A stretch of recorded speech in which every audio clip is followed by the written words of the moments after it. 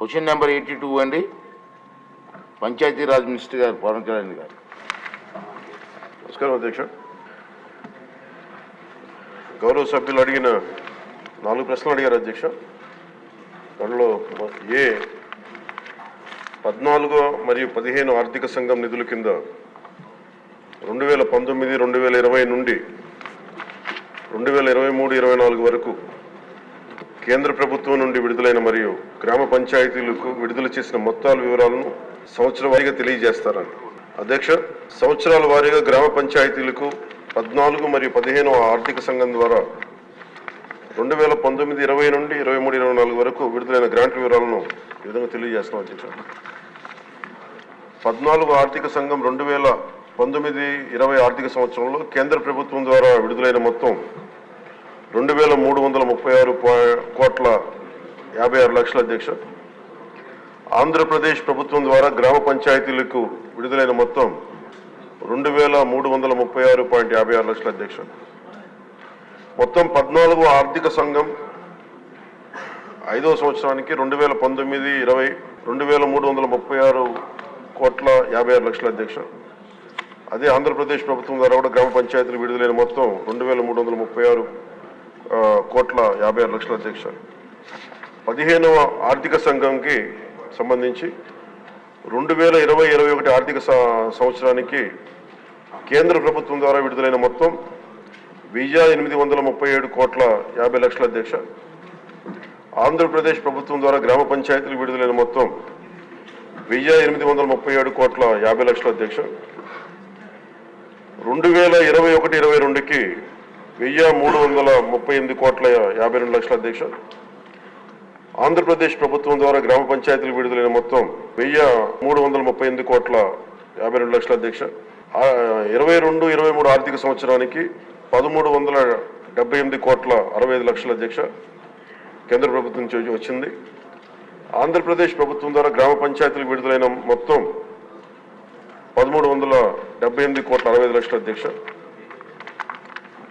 23-24 ఆర్థిక సంవత్సరానికి సంబంధించి కేంద్ర ప్రభుత్వం ద్వారా విడుదలైన మొత్తం 1,392,69,00,000 అధ్యక్ష. ఆంధ్రప్రదేశ్ ప్రభుత్వం ద్వారా గ్రామ పంచాయతీలు విడుదలైన మొత్తం 696,41,00,000 అధ్యక్ష. మొత్తం 15 ఆర్థిక సంవత్సరానికి సంబంధించి 5,947,30,36,00,000 విడుదల చేసింది అధ్యక్ష. ఆంధ్రప్రదేశ్ ప్రభుత్వం ద్వారా గ్రామ పంచాయతీలకి విడుదలైన మొత్తం 5,251,08,00,000 అధ్యక్ష. ఈ 14 మరియు 15 ఆర్థిక సంఘం వెరసి మొత్తం 8,283,92,00,000 విడుదల చేశారు అధ్యక్ష. ఆంధ్రప్రదేశ్ ప్రభుత్వం మటుకు 7,587,64,00,000 విడుదల చేశారు అధ్యక్ష గ్రామ పంచాయతీలకి. కేంద్ర ప్రభుత్వం ద్వారా విడుదలైన మొత్తంలో ఇంకా 696,28,00,000 ఆంధ్రప్రదేశ్ ప్రభుత్వం ద్వారా గ్రామ పంచాయతీలకి ఇంకా విడుదల కావాల్సింది అధ్యక్ష. ఈ రెండో ప్రశ్నకు అధ్యక్ష, నిధుల నిలిపివేత కారణంగా గ్రామ పంచాయతీలకు ఎదుర్కొంటున్న ఇబ్బందుల విషయాన్ని ప్రభుత్వం గుర్తించిందని గౌరవ సభ్యులు అడిగారు అధ్యక్ష. గుర్తించాం అధ్యక్ష. సకాలంలో నిధులు విడుదల చేయనందున ప్రభుత్వం ఈ కింద సమస్యలను గుర్తించింది. 1, గ్రామాల్లో పారిశుద్ధ్యం సరిగ్గా లేకపోవడం, పారిశుద్ధ్య కార్మికులకు నెలవారీ వేతనాలు చెల్లించకపోవడంతో అనేక గ్రామ పంచాయతీల్లోని 21,000 మంది పారిశుద్ధ్య కార్మికులు విధులకు హాజరు కావడం లేదు. తమ పనిని కొనసాగిస్తున్న దాదాపు 23,000 మంది పారిశుద్ధ్య కార్మికులకు చెల్లించాల్సిన బకాయిలు 103 కోట్లు ఉన్నాయి అధ్యక్ష, ఇంకా పెండింగ్లో ఉన్నాయి. తగినంత మంచి పారిశుద్ధ్య కార్మికులు లేనందువల్ల గ్రామాల్లో చెత్త కుప్పలుగా పేరుకుపోయి ఆరోగ్యానికి హాని కలిగిస్తూ ఉంది. తాగునీరు సంబంధించి అధ్యక్ష రెండో అంశం, మోటారు మరమ్మతులు చేపట్టకపోవడం, పైప్ లైన్ లీకేజీలు, నీటి క్లోరినేషన్ మరియు నీటి సరఫరా కార్మికులకు చెల్లింపులు చేయకపోవడం మొదలగు కారణాల వల్ల నీటి సరఫరా పథకాలు కూడా నిర్వహణ దెబ్బతిన్న అధ్యక్ష. అలాగే మూడో అంశం, వీధి దీపాలు.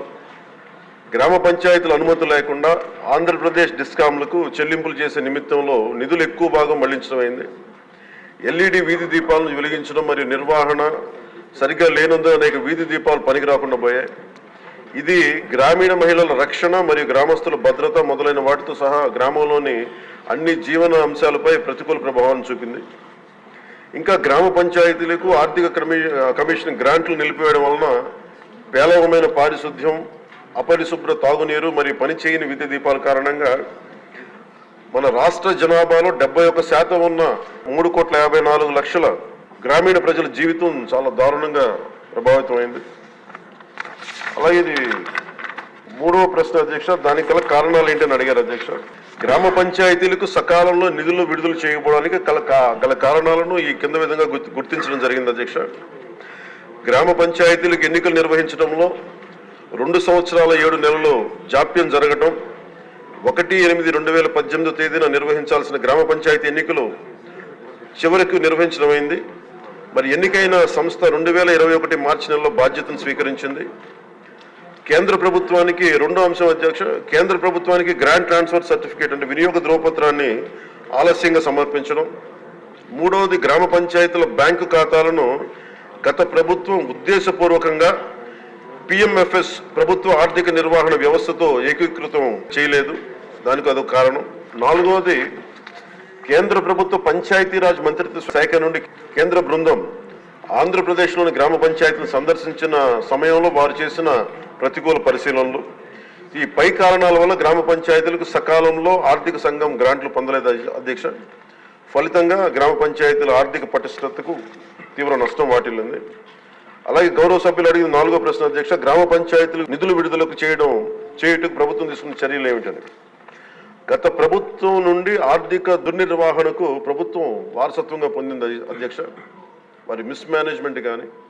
అలాగే అందువల్ల రాష్ట్రంలోని గ్రామ పంచాయతీల ప్రస్తుత ఆర్థిక స్థితి యొక్క వారసత్వాన్ని ఈ ప్రభుత్వం తీసుకుంది అధ్యక్ష. మరి సకాలంలో నిధులు విడుదల వీలు కల్పించడానికి మరియు గ్రామ పంచాయతీలు పటిష్టపరచడానికి కూడా రోడ్ మ్యాప్ని రూపొందించడం అవుతుంది అధ్యక్ష.